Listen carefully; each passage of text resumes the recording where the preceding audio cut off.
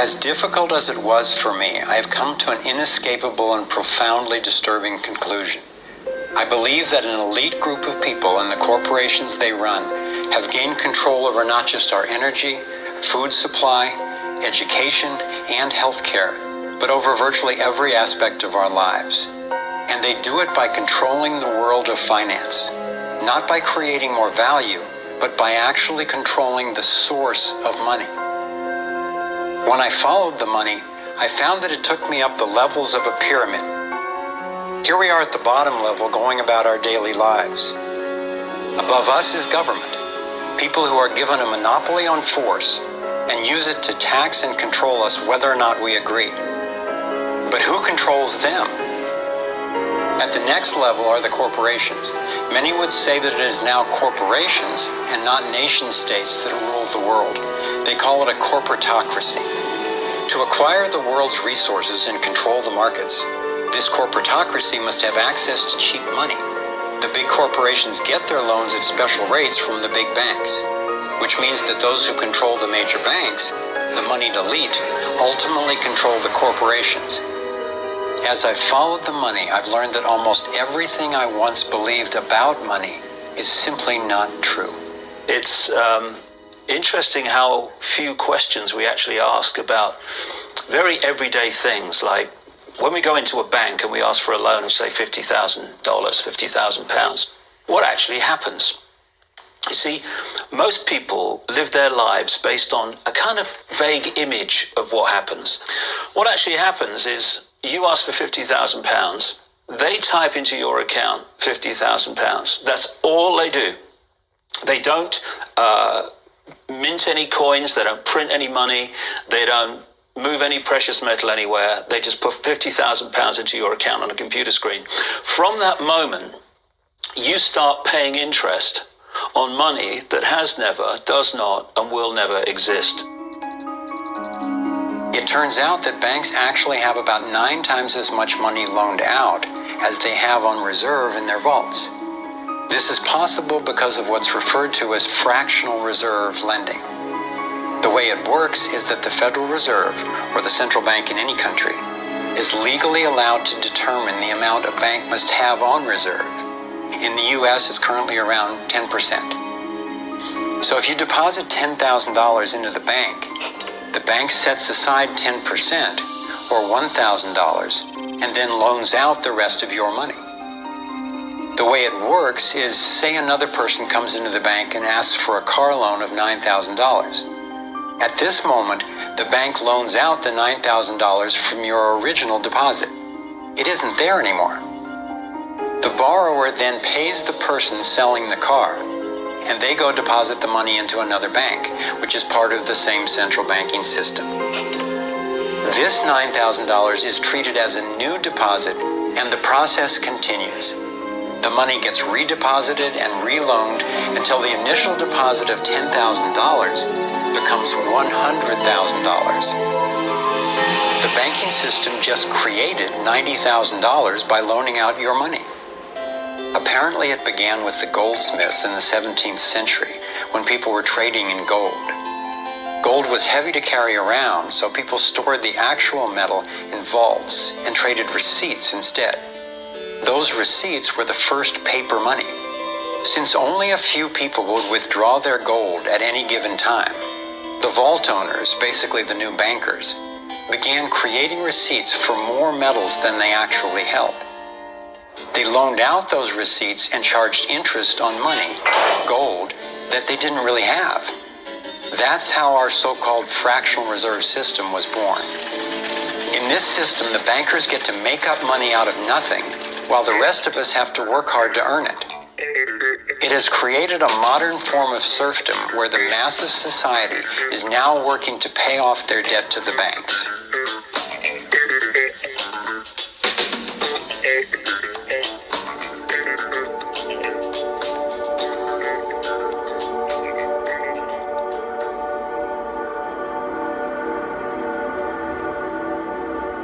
Under this fractional reserve scheme, we inevitably become debt slaves to a ruling class of financial elite, not because they are better or smarter than anyone else, but because they have rigged the system to benefit themselves at the expense of most people on the planet.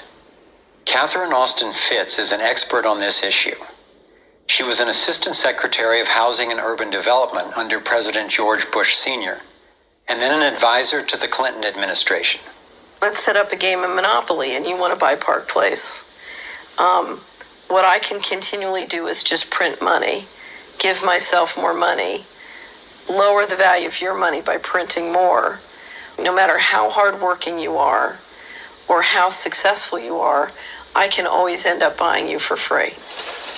So how come if you or I make up money, it's called counterfeiting, but if the banks do it, it's increasing the money supply? How did the banks get this power?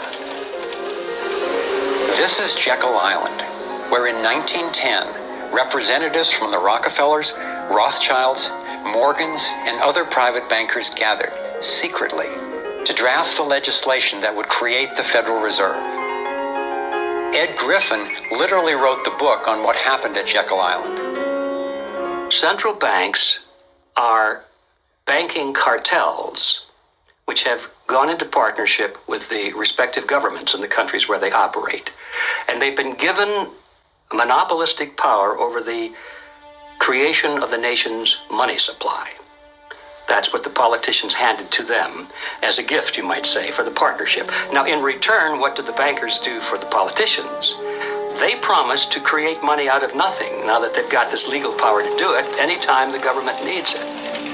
And since 2008, we've witnessed the greatest fake money printing run in recorded history. This financial sleight of hand disguises the costs, hides who's to blame, and leaves us as debt slaves working to pay off the bill. I found it revealing that in the same year the Federal Reserve was founded, 1913, the Internal Revenue Service was also established. An income tax was then instigated so you and I would have to pay the politicians' debt, plus interest, to the bankers. The problem is we have a privately owned central bank system in the United States disguised as a government-owned system. Now, if you look in the telephone book here in the Washington, D.C. area, you look up for Federal Reserve in the blue government pages, it's not there. It's in the white pages right next to Federal Express. It's a privately owned central bank. What is the proper relationship, what should be the proper relationship between a chairman of the Fed and a president of the United States? Well, first of all, the Federal Reserve is an independent agency, and that means basically that there is no other agency of government which can overrule actions that we take. There is no other agency of government which can overrule actions that we take. We have a private bank that prints money on behalf of the Treasury. The Federal Reserve prints money on a debt-based system which creates scarcity. But it puts a group of insiders in a position of having access to all the data about the economy when we don't. So you have a small group of bankers who understand the data on how the money works in the economy, and it gives them the ability to print money in a way that the insiders are protected and everybody else is drained. Catherine went on to compare a healthy economy to a vibrant torus, balanced, freely flowing, and energized throughout, in contrast to what's happening in our current economy. What you have is a system that's very dynamic, and it's trying to optimize. But intertwined in the core of it, you have a tapeworm. The way a tapeworm works in your body is it injects a chemical into your body that makes you crave what's good for the tapeworm and bad for you. You have a parasite that's very much manipulating and engorging itself at the expense of the whole. We live in a tapeworm economy where the financial elite are the tapeworm and they're feeding on us. And they don't like it when people blow their cover. After Catherine began exposing government corruption at the highest levels, the FBI raided her company and seized its assets. She was dragged through the courts for 10 years before being found innocent. So we've got the Federal Reserve, a privately owned corporation with a monopoly on creating money, but with no accountability, backed up by a government with a monopoly on force. The country got sold on the Fed as an institution that would help stabilize the economy and remain independent of politics. But in fact, in close to a century of existence, the Federal Reserve has done just the opposite. Since they took charge, we've been robbed through inflation, and the purchasing power of the dollar has declined more than 96%. And the wealth gap makes it clear most of the money is going to a very few.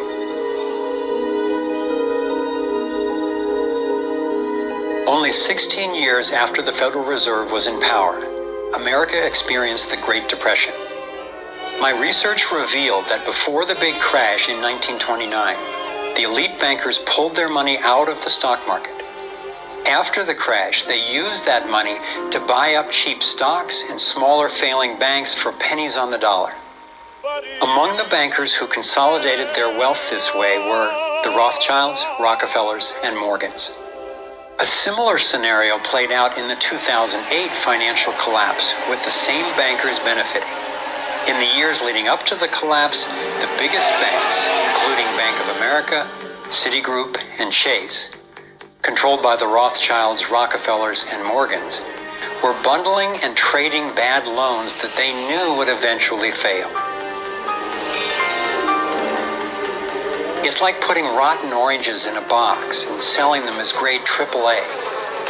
The bundlers of the debt knew it was only a matter of time before someone would open that box and see that the content was worthless, since they were the ones who packed the boxes in the first place.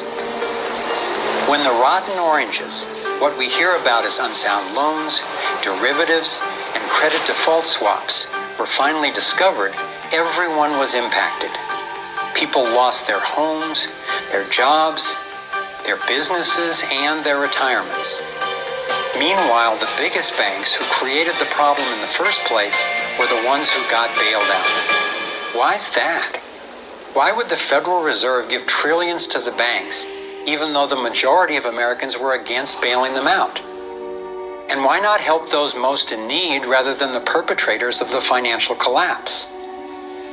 My research led me to believe that the same people who created the Federal Reserve, the Rothschilds, the Rockefellers, and the Morgans, still control it, and they use this scheme to bail themselves out at our expense. Many of the banks created are still the most powerful lobby on Capitol Hill, and they, frankly, own the place. I'm convinced that the near collapse of the economy in 2008 resulted from an orchestrated pump and dump scheme designed and executed by the big bankers to consolidate wealth and power. David Icke explains how he sees the Federal Reserve rigging the so-called business cycles. Stage one is like throwing a fishing line out. Stage one, you put lots of money, units of exchange, into circulation. You do this by pushing interest rates down, by making lots of loans. This is the part of the cycle we call a boom. Because there's lots of units of exchange in circulation, there's lots of money changing hands. That generates lots of economic activity.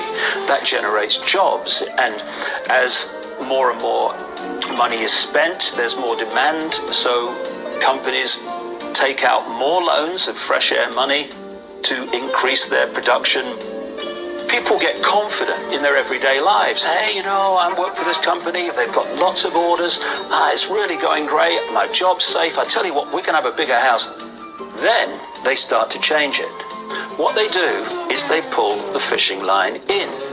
They push interest rates up. Now, fewer people, are taking out loans, and they make the criteria for having a loan from the bank stronger anyway. And also, now, as interest rates have gone up, a larger part of people's income is going to pay back the extra interest and not being circulated in buying things. Suddenly, there's nothing like as much money in circulation, and therefore, fewer things are being bought. Companies start to go down in terms of their profits. They start to shed jobs. and they start to go out of business. People lose their jobs, they can't pay the mortgage anymore of the big house they took out in the good times. Now what the banks are doing is starting to reel the fishing line in, because as they go bankrupt, companies and individuals, the banks get the real wealth, the property, the land, the resources that they had signed to them for lending merely figures on a screen.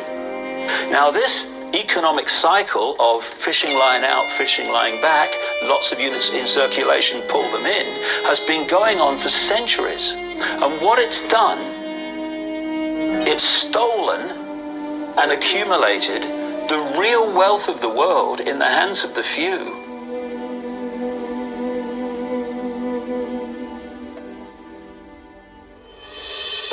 At the international level, central bankers use the World Bank and the International Monetary Fund to make more money while exploiting the resources of countries they lend to, bankrupting them in the process.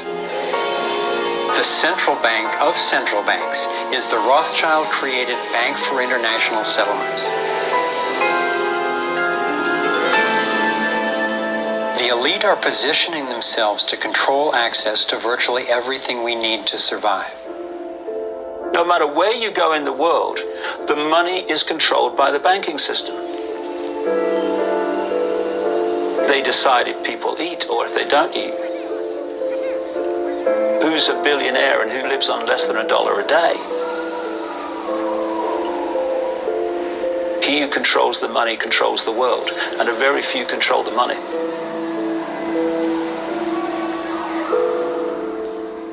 At this point, my view of the world had been turned upside down. I was struggling with the realization that the failure and suffering of so many is actually success and fulfillment for a few. The elite central bankers who fooled the world into letting them create money.